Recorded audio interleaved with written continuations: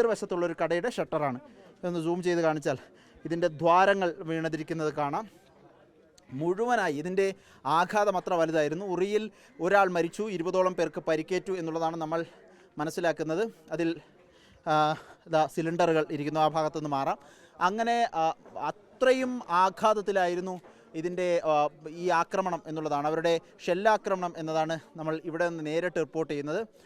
മാത്രമല്ല ഈ ഭാഗത്ത് ഇവിടെ ഇട്ടിരുന്ന മണ്ണുമാന്തി യന്ത്രങ്ങളുടെ സൈഡിലെ ഒരു വശത്തെ മനുവാലക്ഷ്മ ഈ ഗ്ലാസുകൾ മുഴുവൻ തകർന്നു എന്നുള്ളതാണ്. ഈ രൂപത്തിൽ മുഴുവൻ ഈ ഒരു ചെറിയൊരു ജംഗ്ഷനാണ് എന്ന് പറയാം, ചെറിയൊരു പട്ടണമാണ്. അവിടെ മുഴുവൻ സംവിധാനങ്ങളും തകർന്നു എന്നതാണ് നമ്മൾ ദൃശ്യങ്ങളിൽ കാണുന്ന. CRPFൻ്റെ ഉദ്യോഗസ്ഥരെത്തിയിട്ടുണ്ട്.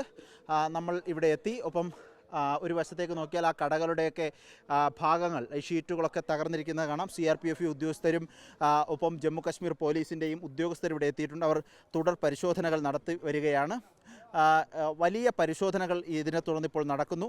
ഈ ഭാഗത്തുള്ള ഒരാളാണ് നേരത്തെ നമ്മോട് പ്രതികരിച്ചത്. ഒരു 10 മണിയോടുകൂടി, രാത്രി 10 മണിയോടുകൂടിയാണ് ഈ സംഭവം ഉണ്ടാകുന്നത്. അപ്പോൾ തന്നെ വലിയ ഭയമായിരുന്നു, കുട്ടികളൊക്കെ പേടിച്ച് കരയുന്നുണ്ടായിരുന്നു എന്നതാണ് ഇവിടെയുള്ള ആളുകൾ പറയുന്നത്.